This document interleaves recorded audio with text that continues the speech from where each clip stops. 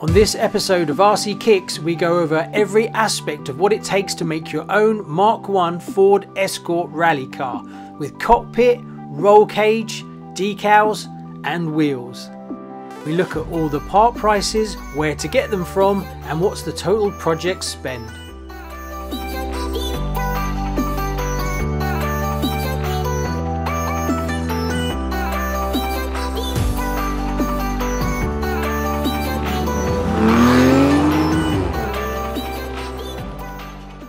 Hi and welcome to RCKicks. On today's show, well, I thought I'd show you something that I'd mainly been doing off camera, and that is the Ford Escort Mark 1 build on a TT02 chassis. Now this is sold and is about to be packed up to go off to its new owner, so I thought, hey, maybe I could show you it and also go over all the cost implications and what I actually did. Now this is the first rally car where I've actually put a full roll cage in it as well as a driver cockpit, so that was pretty cool. I will do a separate video on how to do a roll cage because it was super fun and so easy. I think that anyone can do it with minimal amount of tools and things like that. So that will be coming at some point soon. So what did I do? Well, and what does it take to produce this? So let me take the body off and we'll sort of have a look. It's a bit tight. I used magnetic body mounts on this one because I didn't want them to stick through, but it gets a bit more complicated when you've got to cut holes for the cockpit. So I've got my trusty notes and I wrote down all the prices and costs of everything so you can get a rough idea of what it will be. Now some prices are a little bit more expensive and a little bit cheaper in your area, as well as there is deals and things like that. So shop around for all your electronics and stuff like that. So the first thing is you need a chassis. So a TT02 is a perfect simple chassis, really easy to use, build. So I found a bare bones chassis because you're going to be putting a different body on it and different wheels and things. Buying a kit that has all that with it is only going to cost you more money, and then you're just going to put them on the side and you probably won't use them. So $69.99 was what I found for a bare bones TT02 from Tamiya on eBay.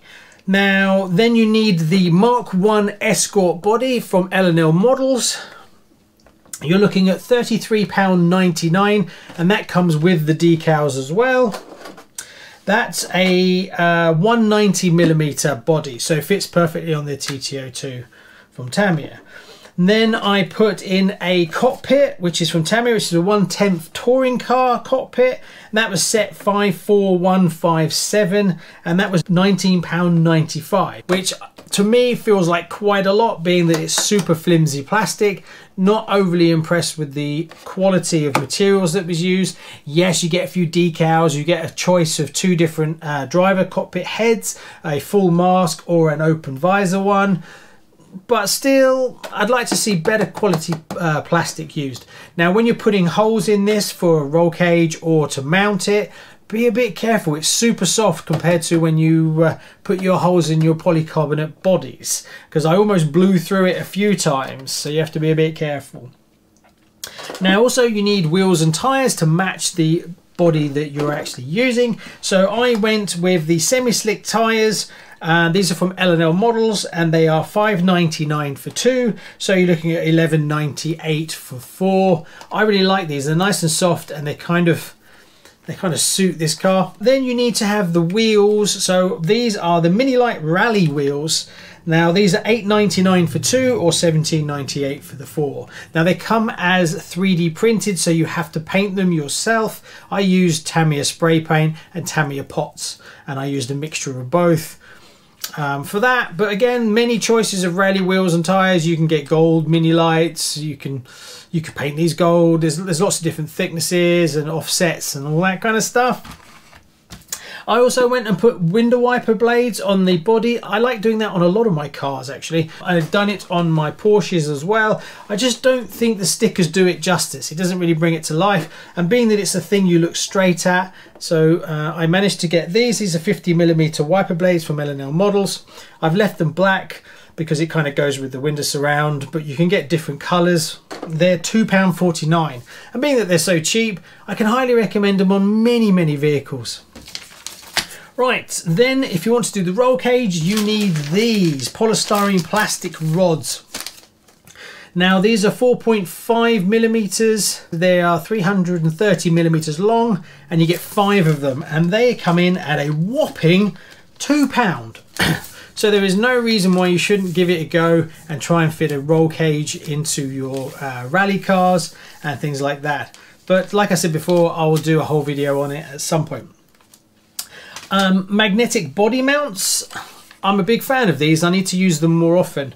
Now I had these already lying around, that's why they're blue, but otherwise I would have gone black or silver. Now they cost $5.99 off eBay, and they do take away the whole kind of mounting aspect, and if I'm doing more rally cars, I think I'm going to use these more often if I can get away with it. Then we've got Tamiya paint. So I used 2 tins of paint on this. I used a white and then I used a black as well. I had a few extra bits and pieces lying around to smoke the windows, so I won't really include those, but if you needed to have the smoke, you've got to add that again. That's the 3rd tin. So £6 a tin.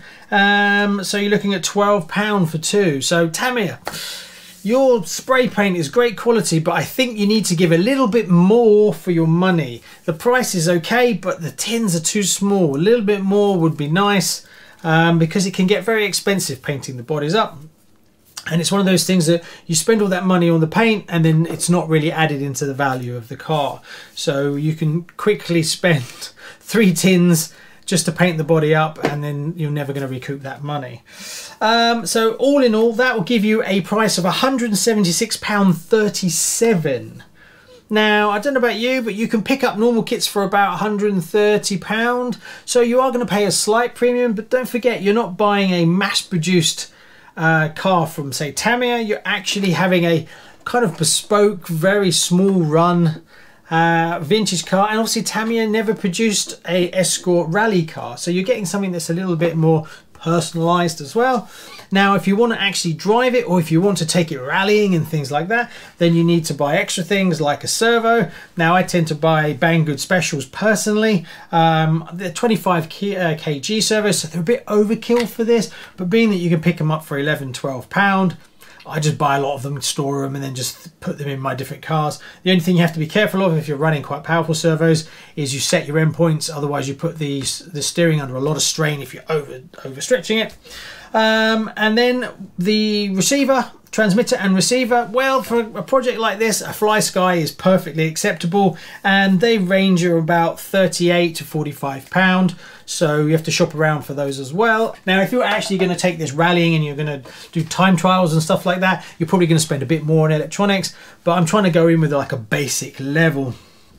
The battery, standard 7.2 battery. Don't think you'll really be wanting to run Lipo on this. If you've got Lipo already, well, you can run Lipo. I probably would change from the Tamiya ESC to something like a Hobby Wing, but choice is yours.